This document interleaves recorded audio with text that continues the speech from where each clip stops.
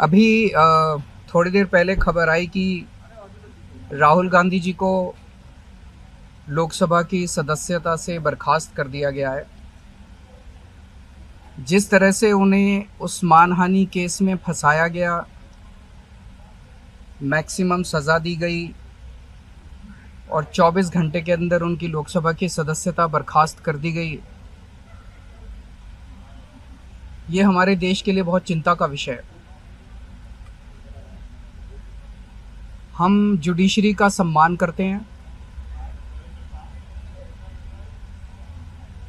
लेकिन जो जजमेंट आया हम उसका समर्थन नहीं करते। जिस तरह से उनकी सदस्यता बर्खास्त की गई है,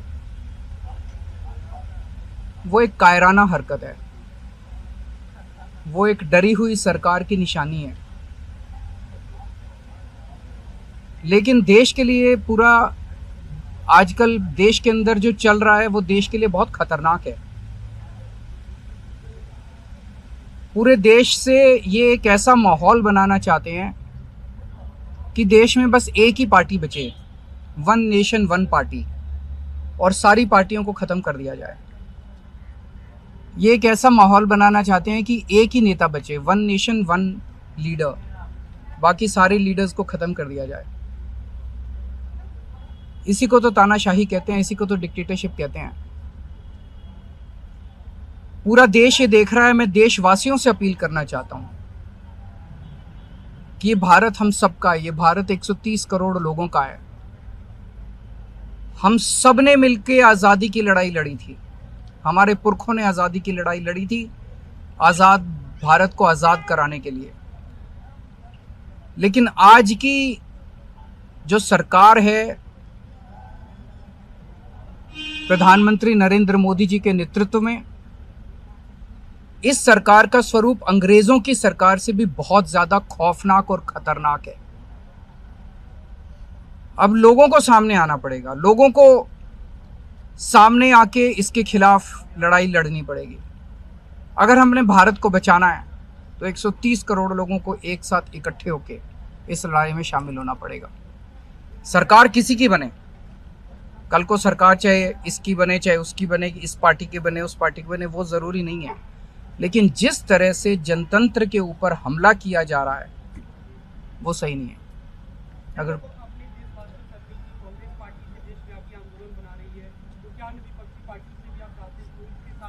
पार्टियां इंपॉर्टेंट नहीं है, मैंने कहा लोग इंपॉर्टेंट हैं। अभी अभी मैंने संसद के अंदर, विधानसभा के अंदर एक एग्जाम्पल दिया। एक ऑटो रिक्शा वाला मिला, ऑटो रिक्शा वाला मुझे कह रहा था, जी मुझे व्हाट्सएप मैसेज भेजने में डर लगता है। मैंने कहा क्यों? कहते हैं शायद गिरफ्तार ना कर लें। इस देश के अगर एक ऑटो रिक्शा वाले को व्हाट्सएप मैसेज भेजने में डर लगता है तो आपने 130 करोड़ लोगों को डरा के रखा हुआ है। ऐसे देश कैसे चलेगा? डर डर के लोग कैसे जिएंगे? और क्यों डर डर के जिए? हम, हमारा देश है, हम आज़ाद भारत के आज़ाद नागरिक हैं, हम क्यों डर डर के जिए? पूरे देश को व्यापारी डरा हुआ है, किसान डरा हुआ है, मजदूर डरा हुआ है, नेता डरे हुए हैं, सब लोगों को डरा के रखा है। जुडिशरी डरी हुई है, जज डरे हुए हैं, मीडिया वाले डरे हुए हैं, सबको धमकाते हैं ये लोग, सबको ईडी और सीबीआई और इनकम टैक्स की धमकी देते हैं लोग। सर, इससे पहले हमने देखा कि आप लोगों के कांग्रेस के साथ रिश्ते काफी खराब रहे, लेकिन आज 14 वो इम्पोर्टेंट नहीं है। हमारे आपस के रिश्ते इंपॉर्टेंट नहीं है। इस टाइम देश को बचाना इंपॉर्टेंट है। मीडिया के ऊपर प्रहार हो और मैं अगर कहूं कि मेरी इस चैनल से बनती नहीं है, वो इंपॉर्टेंट नहीं है। किसी से बनती है या किसी से नहीं बनती, इससे व्यक्तिगत अच्छे रिश्ते हैं कि व्यक्तिगत बुरे रिश्ते हैं, वो इंपॉर्टेंट नहीं है। 130 करोड़ लोगों को, सब लोगों को साथ आना पड़ेगा।